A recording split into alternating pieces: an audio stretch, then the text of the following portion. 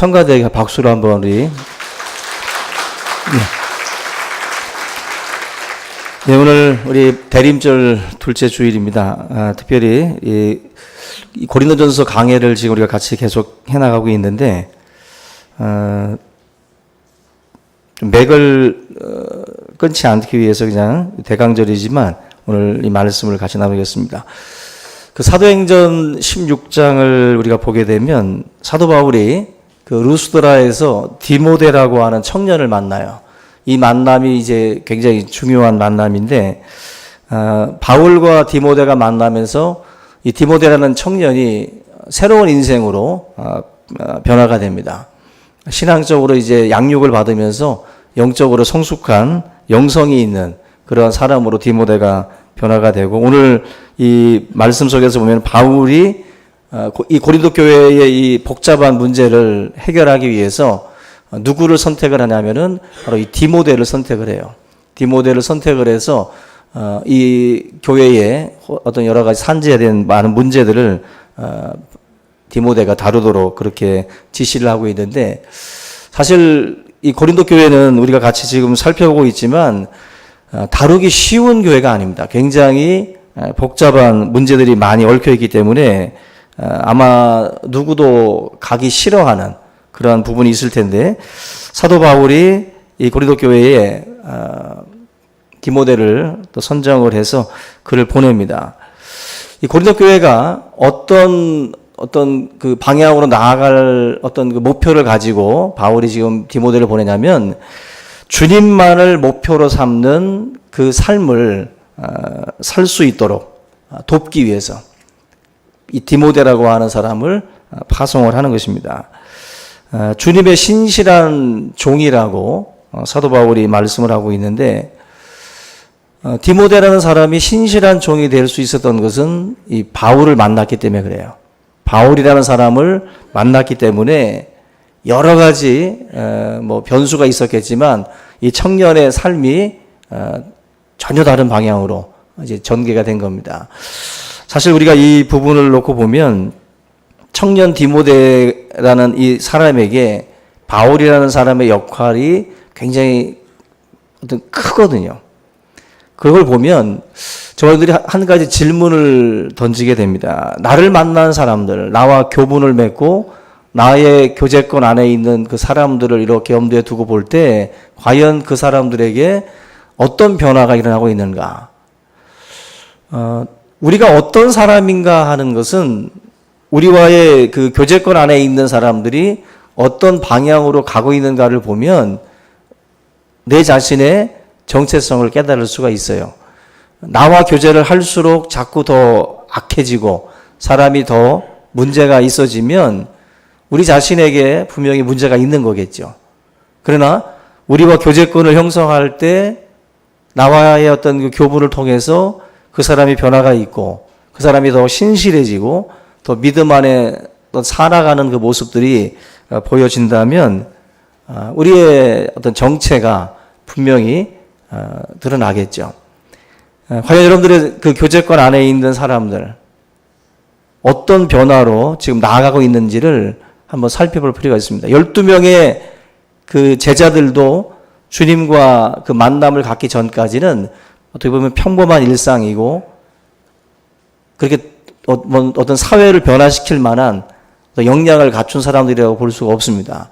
근데 예수님과의 그 짧은 3년간의 만남이 그들의 인생을 완전히 변화시켰거든요. 기간이 중요한 것 같지는 않습니다. 오랫동안 누구와 같이 있느냐가 중요한 게 아니라 짧게 같이 있어도 변화를 일으킬 수 있는 그러한 삶이 있죠. 어떤 사람과 같이 있으면 마음이 편안해지고 또 어떤 사람과 같이 있으면 뭔가 담고 싶고 뭔가 저 사람이 살고 있는 삶의 그 목표를 나도 갖고 싶은 그런 마음을 갖게 하는 사람들이 있어요. 저 여러분들의 삶에도 그런 뭔가 좀 본받고 싶은 그런 모델이 되고 싶지 않습니까? 특히 교회 안에는 롤 모델이 많아야 돼요. 많아야 됩니다. 장로님들, 집사님들, 우리가 어떤 직분을 가지고 있는 게 중요한 게 아니라 우리의 삶을 통해서 누군가가 닮고 싶어져야 돼요. 유명 연예인들 아이돌 멋있게 입고 나오면 아이들이 다 따라 하잖아요. 옛날에 저희 고등학교 다닐 때, 뭐 중학교 다닐 때 마이클 잭슨이라고 하는 가수가 딱 등장을 했어요. 그때 교실에서는 다 뒷걸음질 쳤습니다. 다. 문어크죠.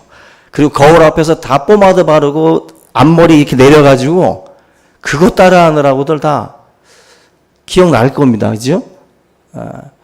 유명 연예인이 뭔가 멋있게 등장을 하면 거기에 자신의 삶의 모든 어떤 그 모습들을 거기에 이렇게 맞춰가려고 그래요.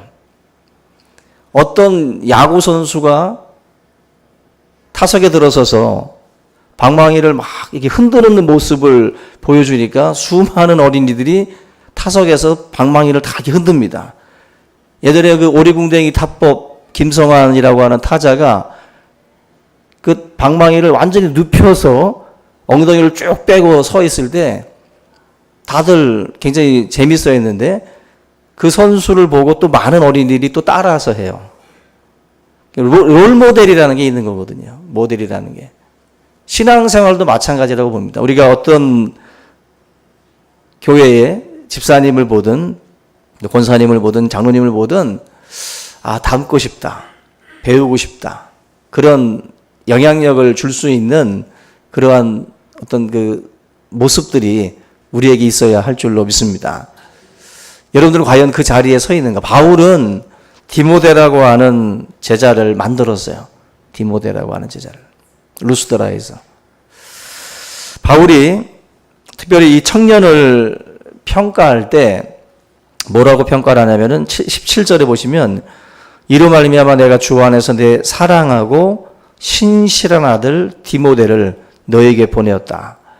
여기서 아들은 육적인 아들이 아니라 영적인 아들을 말합니다. 실제적인 핏줄이 아니라 영적인 아들인데 이 디모데를 평가를 할 때 사랑하고 또 신실한 아들이라고 말씀을 하고 있어요. 사랑스럽고 신실한 아들이다.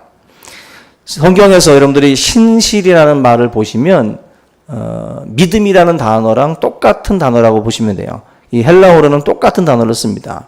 피스티스라고 하는 단어를 쓰는데 똑같아요. 신실이나 믿음이나. 사도 바울은 디모데를 평가할 때 아주 믿음이 있는 사람이다.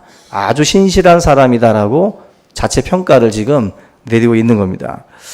우리가 신실한 마음을 그 사람이 지니고 있는지, 그 사람이 정말 신실한 사람인지 보이는가 보이지 않는가. 신실함이라는 것은 보여요, 안 보여요? 믿음은 보입니까, 안 보입니까? 구별을 잘 하셔야 돼요. 믿음의 대상은 안 보입니다. 그러나 우리의 믿음은 보여요. 다시 말하면 야고보서에 보면은 행함이 없는 믿음은 죽은 믿음이라고 그랬어요. 다시 말하면 우리의 믿음은 행함으로 나타나요. 행동으로 우리의 행동 속에서 우리의 믿음이 보여져요. 이 사람이 믿고 있는 바가 우리의 행동을 통해서 드러난다라는 거예요. 디모데라는 사람은 신실하다라고 말씀을 합니다. 우리의 눈으로 볼 때 보인다는 거예요. 누가 봐도 이 사람의 그 믿음, 이 사람의 신실함이 보여지는 거예요. 보여지는 거. 바로 디모데라고 하는 사람의 모습 속에 그 모습을 발견할 수 있다. 그 누가복음 7장에 보면은 한 백부장이 중풍병자 자기 집에서 있는 그 종을 치료하기 위해서 예수님께 나아갑니다. 그리고 예수님께 나아가서 무릎을 꿇고 정말 낮은 자세로 자기의 그 종을 고쳐달라고 청을 해요. 근데 이 장면이 우리가 이렇게 얼뜻 보면 그냥 대수롭지 않아 보이지만 조금만 우리가 일제강점기 때를 생각해 보면 이게 굉장히 이 그림이 나올 수 없는 그림이에요. 백부장은 장교입니다. 그 시대에 거의 뭐 100명의 군사들을 거니는 그런 장교인데 장교가 그것도 로마의 장교가 바로 이스라엘의 한 청년 예수 앞에 무릎을 꿇은 거예요. 우리나라로 치면 일제시대에 일본 장교가 조선 청년 앞에 가가지고 무릎을 꿇은 겁니다. 그리고 부탁하기를 우리 집 아내를 고쳐주십시오. 우리 집 아들을 고쳐주십시오가 아니라 우리 집에 있는 머슴 하나, 그것도 조선 머슴 하나가 지금 굉장히 힘들어하고 있는데 이 머슴을 좀 고치기 위해서 당신이 필요합니다. 일본 장교가 마치 그러고 있는 거예요. 그죠? 이게 나올 수 없는 그림 아니겠어요? 자기 자식도 아니고 자기 부인도 아니고 자기 집 몸종을 고치기 위해서 일본 장교가 무릎을 꿇는다? 있을 수 없는 일이에요. 근데 이 백부장이 예수님 앞에 가가지고 그렇게 하고 있는 겁니다. 이때 예수님이 이 백부장에 대해서 뭐라고 말씀했냐면은 내가 진실로 진실로 너희에게 이르노니 이스라엘 중 아무에게서도 이만한 믿음을 내가 보지 못했다. 백부장과 같은 백부장의 청에 예수님이 함께 가자라고 할 때 백부장은 주여 그리하지 마옵소서. 나에게도 밑에 군사들이 있는데 내가 명령하면 다 왔다 갔다 한다는 거예요. 당신이 갈 필요 없이 당신이 말씀만 하면 내 종은 낫습니다. 명령에 의해서 이 종이 나을 줄 믿습니다. 엄청난 신앙 고백을 한 거예요. 거기에 예수님이 이렇게 칭찬을 하고 있습니다. 예수님이 볼 때 이 사람의 믿음이 보이는 거예요. 백부장이라고 하는 이 사람이 얼마나 하나님에 대해서 간절하고 또 얼마나 신실하고 얼마나 믿음이 있는 사람인지가 그의 이러한 행동 속에서 보여지는 거예요. 그 치료를 위해서 만약에 믿음이 없다면 굳이 그가 그렇게 굴욕적인 자리에 나아갈 필요가 없거든요. 한 장교가 조선 청년에게 있을 수 없는 것처럼 로마의 장교가 어떻게 이스라엘 청년에게 그러한 자리로 나갈 수 있겠어요? 확실한 믿음이 있기 때문에 그렇게 굴욕적인 그 낮아짐의 그 자리로 이 사람이 나간 겁니다. 저는 믿음은 보인다고 저는 믿습니다. 여러분들의 믿음도 다 보여요. 우리의 믿음과 우리의 신실함은 우리의 삶을 통해서 사람들에게 보여지게 되어 있습니다. 내가 나를 어떻게 평가하든지 우리들의 믿음은 다른 사람들의 눈에 다 보여요. 어떠한 믿음인지. 이만한 믿음을 이 주위에 많은 교회가 있잖아요. 주위에 많은 교회가 있는데 예수님이 우리 교회에 오셔가지고 내가 청운교회도 가보고 내가 은혜교회도 가보고 내가 이쪽에 여기저기 성산교회도 가보고 다 가봤는데 내가 이만한 믿음을 이 지역교회에서는 본 적이 없느니라. 이런 분이 계실 줄로 믿습니다. 그런 말 들어야 되지 않겠어요? 아유, 이게 흔한 믿음밖에 없니 하면 어떻게 하겠어요? 흔한 믿음. 우리의 믿음이 예수님이 보면은요, 꼭 이런 사람들에 대해서는 칭찬 한마디씩 하셔요. 뭔가 이렇게 눈에 띄는 거예요. 혈루병 앓던 여인도 예수님의 옷깃을 딱 잡잖아요. 근데 그 잡음이 다른 사람들과는 달랐다는 거죠. 뭔가 주님이 느낌으로 온 거죠. 우리의 믿음이 달라야 돼요. 다른 사람하고 그냥 같이 가려고 하지 마세요. 주님의 발걸음을 멈추게 했던 것은 다 그런 사람들이었어요. 지붕 뜯어서 침상을 내린 사람들. 주여 주여 소리쳤던 바디메오.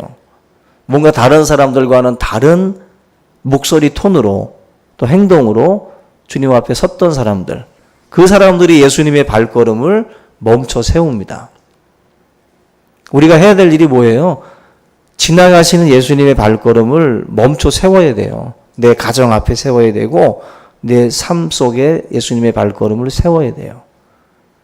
근데 그만한 믿음들이 없다라는 거예요. 그만한 믿음들이. 예수님이 이 백부장에 대해서 그렇게 칭찬을 했습니다. 여러분들 우리가 자신의 믿음에 대해서도 뭔가 좀 이렇게 객관화 시켜야 돼요. 자기의 믿음을. 그래서 다른 사람의 눈으로 볼 때 그리고 내 이웃의 눈으로 볼 때도 내 신앙이 신실해 보여야 돼요. 내가 스스로가 매기는 점수가 아니라 내 이웃이, 내 옆에 있는 성도가 나의 믿음을 점수를 매길 때 그때 한마디로 객관화시켜야 되는 거예요. 자기 임의대로다가 점수를 매기는 게 아니라. 결국 사도 바울이 디모데라는 사람을 볼 때 너무나도 사랑스럽고 너무나도 신실하다. 성도들 중에도 사랑스러운 분이 있고 또 신실한 분이 있어요. 여러분들이 볼 때도 너무나도 사랑스러운 분들. 사랑스럽다라는 게 뭐예요? 그만큼 하나님의 어떤 기쁨이 되는 거예요. 하나님의 기쁨이 되는 거예요. 거기에 대해서 디모데가 결국 사도 바울의 눈에 그렇게 들어오는 거죠. 이 고린도 교회를 향해서 한 사람을 보내야 되는데 누구를 보낼까 고민을 하다가 결국 이 디모데를 선정을 하는 거예요. 디모데. 사랑스럽고 신실한 이 사람을 보내서 이 문제를 다뤄야 되겠다라고 판단을 내린 겁니다. 디모데가 가서 해줄 이야기가 뭐냐면 17절 여러분들 하반절에 보면은 그가 너희로 하여금 그리스도 예수 안에서 나의 행사 곧 내가 각 교회에서 가르치는 것을 생각나게 하리라. 디모데가 가서 할 일이 바로 이겁니다. 바울 선생님이 말만 한 것이 아니라 말한 대로 살았다라고 하는 거, 그런 부분들에 대해서 사도 바울은 연기한 것이 아니라 그 어디를 가든지 어느 장소에 있든지 하나님의 말씀대로 살았음을 이 고린도 교회 성도들에게 이야기해 주고자 하는 거예요. 왜냐하면 고린도 교회는 지금 말이 많은 교회예요. 말이 많고 하나님의 말씀대로 사는 것은 없고 성도들이 사분오열돼 가지고 서로 말로 서로 죽이는 일들만 있는 교회가 바로 이 고린도 교회의 특징이에요. 바로 이 바울의 생활 방식에 대해서 디모데가 말해주고자 하는 거예요. 바울은 이렇게 말만 무성한 그러한 삶이 아니라 말씀대로 살았던 삶이라고 하는 것을 가서 가르쳐 주려고 디모데라는 사람을 지금 보내고 있는 것입니다. 우리가 말씀대로 사는 것이 쉽진 않습니다. 말씀대로 사는 것이. 그죠? 우리가 세상 속에 있을 때도, 야, 말대로만 되면은, 야, 뭐, 다 되지. 이런 말들 하는 것처럼 하나님의 말씀대로 사는 것도 사실 쉽지는 않아요. 근데 사도 바울이 우리들에게 이 삶에 대해서 보여주고 있어요. 뭐냐면은, 말씀대로 산다라고 하는 것은 성령의 충만함이 없이는 불가능해요. 성령의 충만함이라는 것은 성령의 지배를 받는 거예요. 내 안에 찾아오신 성령의 어떤 강권적인 역사 속에서 내 삶이 굴복당하는 겁니다. 내 삶이 내 심과 내 뜻대로 가는 것이 아니라 이제는 말씀에 우리가 사로잡힌 삶이 되어야 되는 거예요. 그래서 말씀이 이끄는 대로 끌려가는 인생이 바로 주님이 원하시고 또 기뻐하시는 삶의 모습입니다.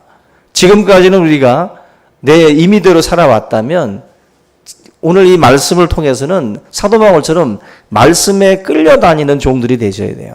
말씀에.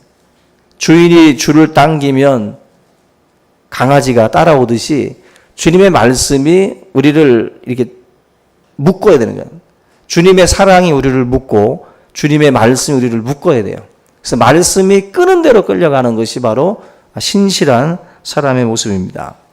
우리가 말씀대로 살지 아니하면 말씀의 힘이 없어져요. 그리고 이 복음의 영광이 가려지게 됩니다. 가끔씩 그 CF 좋은 광고를 찍고 난 뒤에 뭐 폭력 사건에 연루된다든지 또 음주운전에 걸려가지고 뭐 손해배상하고 그 광고에서 완전히 추방당하는 경우들이 있어요.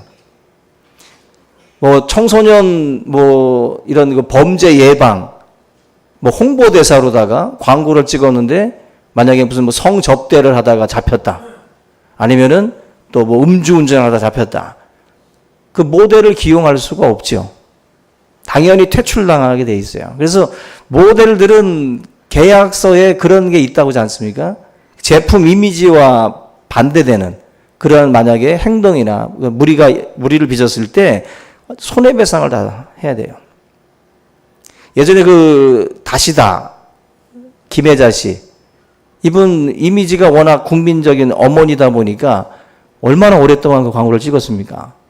그죠? 그 이미지가 결국 그 제품과 잘 맞으니까 사람들이 그 제품을 또 이제 사게 되는 거죠.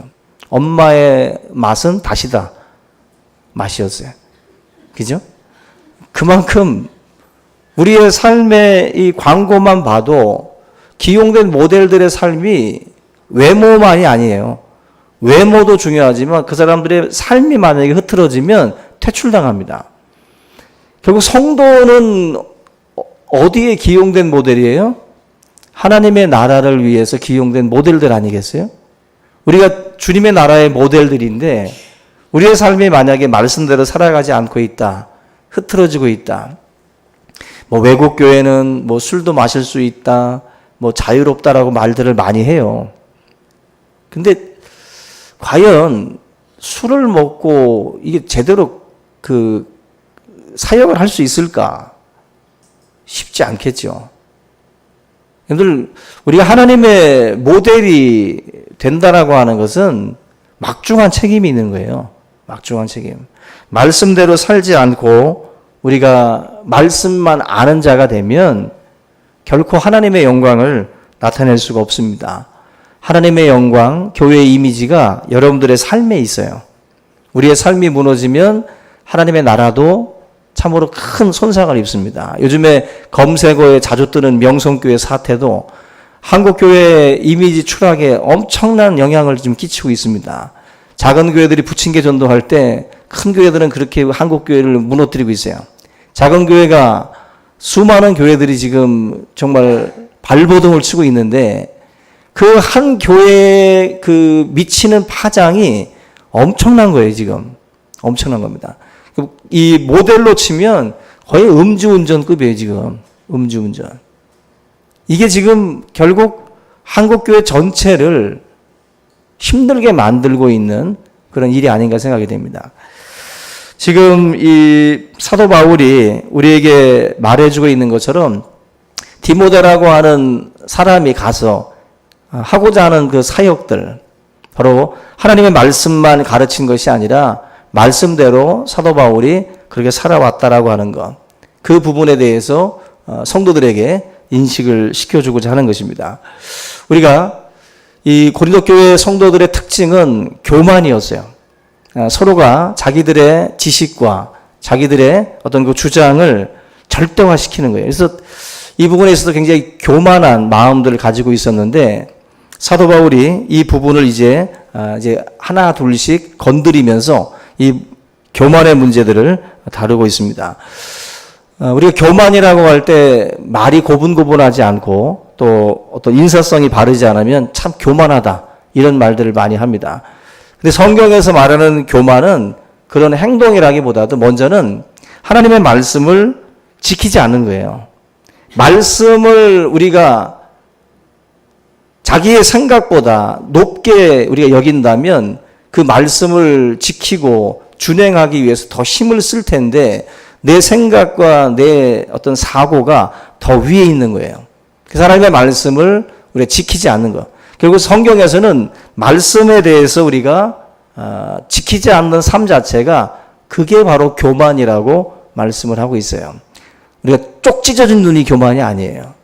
여러분들, 교만은 내가 지금 아무리 순하게 생겼어도 말씀 지키지 않고 있으면 하나님이 보실 때는 교만한 거예요.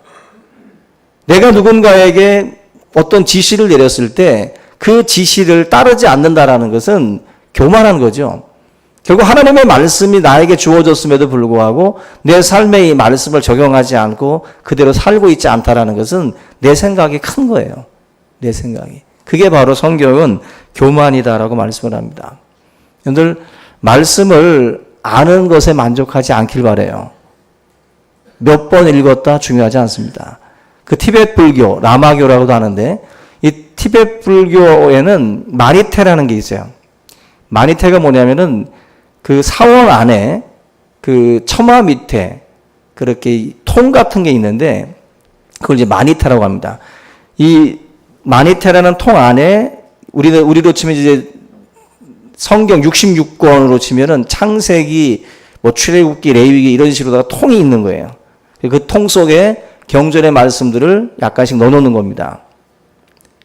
그리고 그 사원에 온 사람들이 경전을 읽지 않고 그 마니테 통을 한 바퀴 이렇게 통 돌리면, 건드리고 지나가면 그 책을 읽은 거예요. 그러니까 그 사원을 돌면서 이렇게 통을 돌리면 성경 66권 다 읽는 거야. 그리고 나서 경전을 읽었다. 그래서 라마교는 라마교를 다니면서도 라마교가 뭔지 모른다는 거예요. 그만큼 소수의 사람들만이 그 가르침에 대해서 알고 그렇게 통 하나 돌리는 것으로 만족한다. 근데 우리 교회를 다니는 성도들도 마찬가지입니다.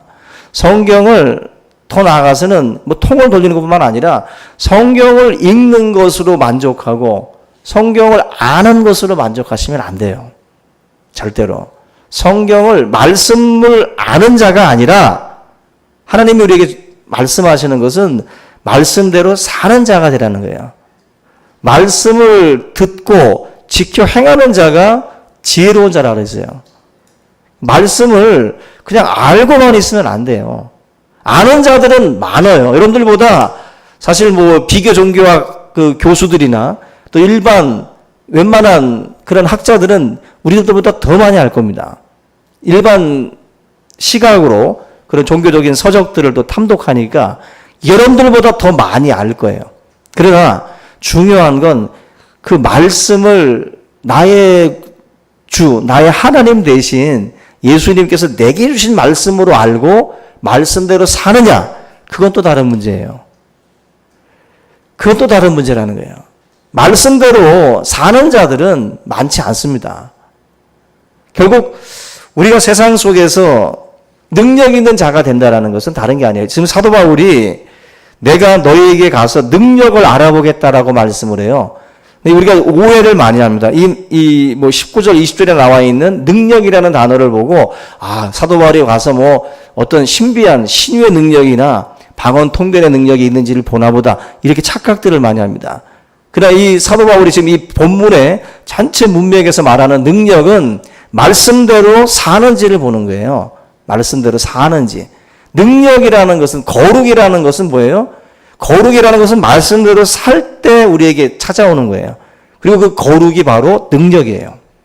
여러분, 사람들을 변화시키고 사람들에게 여러분들이 말에 영향력을 끼치려면 말씀대로 사는 자가 될 때 거기에 능력이 있는 거예요.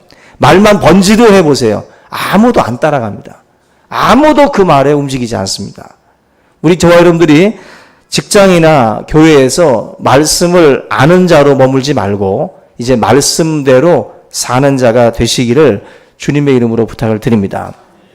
우리의 말이 공기 중에서 전달이 돼서 우리 귀에 딱 진동으로 딱 때릴 때 그게 이제 우리에게 귀에 들려지는데 우리의 말은 사실 공기 중에서 사라집니다. 그런데 생명력이 있는 말들, 여운이 있는 말들, 뭔가 우리의 삶에 남는 말들이 뭐냐면 바로 이 말씀대로 사는 가운데에 던져지는 말들이에요. 우리가 말씀대로 살면서 우리가 누군가에게 하나님의 말씀들을 전하게 될 때 그 말에 여운이 남게 되고 거기에 역사가 일어나게 될 줄로 믿습니다. 저와 여러분들이 생명력이 있는 말들을 전해야 되겠죠. 생명력이 있는 말들. 바울이 말하고 있는 능력이 바로 이런 것들이에요. 바울은 오늘 말씀을 통해서 내가 너희들에게 나아갈 것인데 매를 들고 갈지 온유한 마음으로 갈지 너희들이 결정하라고 말씀을 해요. 하나님과 우리의 관계도 똑같습니다. 내가 결정하는 거예요.